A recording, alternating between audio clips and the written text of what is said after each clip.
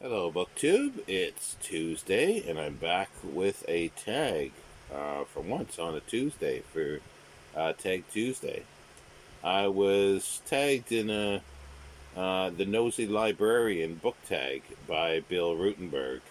That would have been Sunday, I think it was. Yeah, Sunday, and I didn't quite have enough time to do it on Sunday. Was going to do it yesterday on Monday, but I've lost internet, and even as I speak, I don't have internet. But I've been promised that it's going to be fixed. There's been a problem with the line, so I'll record this and I'll upload it once everything is sorted. Now, the video or the tag was originally done apparently by Adrian at Adrian at Stripped Cover Lit, and Bill notes that the video is not available anymore. But there are 10, 10 questions, prompts, and the first one is, what has been the most influential library in your life? Um, I think there's been a couple, and they're really hard to distinguish which. When I grew up, when I was very young, I grew up in country in northern Ontario on an island. The nearest like there was the school library, but I don't really remember much of that library, those libraries at all. Public library, I don't think I ever went to one because it was so far away. We're talking 50 miles plus. I just could never get there. And I think it was when I moved to Toronto in my mid teens, and started going to high school. The one high school that I had an amazing library for history. It had it's far out. It shone most public libraries for the history section. Somebody who put that together was really interested in history, and I mean, like, great. And, like, if I look at it now, I may not think it that great, but at the time, it didn't matter what period of history you were interested in. Pretty well, you could find stuff on it everywhere. From I remember there was, well, what I thought were academic books at the time. May or may not be now by if I looked at them again, but I just remember a great width and breadth of history and a lot of ancient history as well, which was I was interested in. And then so that would have been probably the first. But along with that, there was a public library in Toronto, in North York, uh, that was really good on history as well.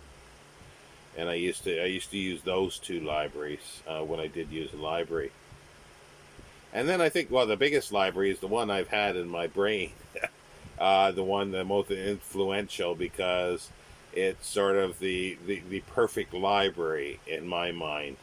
I have sort of an idea of a perfect library, and I've sort of, well, I couldn't even begin to emulate it in real life, but I suppose that's probably the most influential, because I go, oh, well, okay, would I have that in my perfect library? And if the answer is yes, well, then yeah, I'll get it. Number two, the story. The story. Well, no, sorry, I'm on three. Two, honest assessment. What will they title your biography?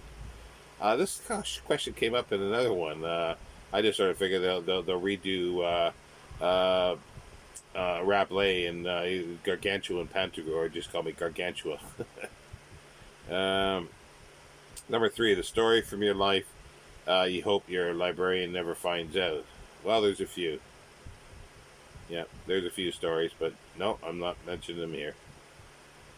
Uh, what is your favorite word? Well, there's one I guess I shouldn't say on here, but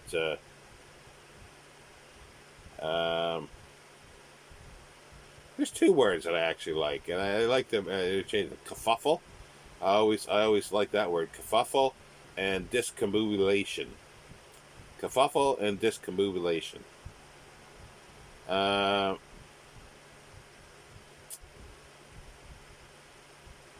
Number 5. 3 weird things you're afraid of and a way you'd prefer not to die. I suppose being a reader is, I think there's 2 things, is losing my sight, which I am sort of a little, well, I am in my left eye, so eventually, because I've had shingles in it twice, and the nerve has been damaged, so I'm slowly over time losing sight in my left eye. So, but to lose sight in both, that would be, I'd find that difficult, and I think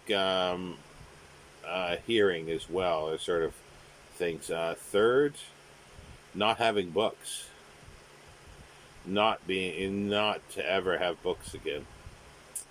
That would be it. And the way you prefer not to die is die. I don't want to die.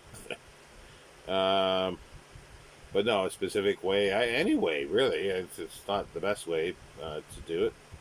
But anyway, yeah. So I would say not to die. Your favorite book as a grade schooler?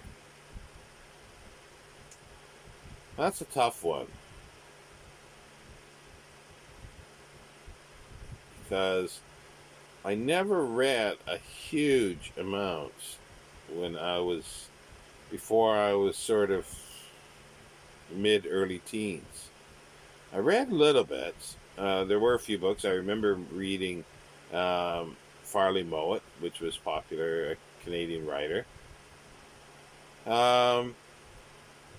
I remember even then, I'm a big silent film fan, and I remember then loving Charlie Chaplin, and somehow I had a little book on Charlie Chaplin. And I also had another book that was on sort of ancient history, pharaohs and Rome. It could have been a Time Life book, I think. So yeah, I'm not sure what favorites, but I remember having those. But I don't remember much else because I wasn't a huge reader until, well, really until sort of my late teens. Then I really, really stuck in. But up until then, I read, but not seriously, I would say. And it wasn't until, yeah, late teens, early 20s that I considered myself a serious reader. Number 7. What have your interactions with the police have been like? Less said, the better. Let's put it that way. Some things I cannot talk about. All-time favorite book cover. I've struggled with this one because there's a lot that I like, and I've decided to not include dust jackets. I know that may sound weird, but no. I've decided to disregard dust jackets and go for the book itself. I actually got one today that epitomizes the style that I like, and it gets my attention all the time. Is something like this. I got this in the post today. The Georgian Literary Scene by Frank Swinnerton. I like the embossed pictures on the cloth. It's not just printed on; it is embossed. You can feel the indentation of the ink. So it's been printed right onto it. It's not just like a painting, a silk screen type thing. It's been printed right onto it and pushed right into the cloth. And I like that. And there's all sorts of different types. Some of them get really, really ornate with gold leaf on them. Yeah, and I think that would be my favorite type. Like, I'll change the question. I'll say not my favorite cover, but my favorite type of cover. And this epitomizes it. It's something like this. Let's see here. How many places have you lived? Now, that's like if you're talking about houses, flats / apartments, or countries. It's I grew up. Well, let's just put it this way: I grew up in northern Ontario on an island. So we'll count that as one, but various places while I grew up. So maybe there was like 5 or 6 different or more sort of farms or places that I lived during that time up till I was about 14. And then I went to Toronto and lived there until 1988. So I lived most of the 80s there, but I lived in many places there as well. Then I moved to Kitchener Waterloo for university at Wilfrid Laurier University for archaeology, and I was there for about 88 until well, and then I moved here to the UK. So I've lived many places here in the UK as well. So those are sort of 4 major sort of points, but in between there as well, like I don't know if you call it living, but I spent quite many months in Jordan in the Middle East. So I was sort of living there for a little bit in the early 90s, I suppose, 91 to be exact. So we're talking 4 or 5 places if you go on that. But if you count every single sort of flat or house that I've done, we're probably talking well over 25, I would say. So take your pick. And for tagging, it says tag 11 booktubers you like and admire. Um, I was just looking here of what Bill has tagged. I I think I'll pass on the tagging for today. If anybody wants to do it or hasn't did it, because this, by the looks of it, is quite an old tag. It's going back a year or two, so there's a good chance anybody that I tag has already done it. But if you haven't, and if this is new to you, or if you want to revisit it, feel free to. But otherwise, that ends my Tag Tuesday.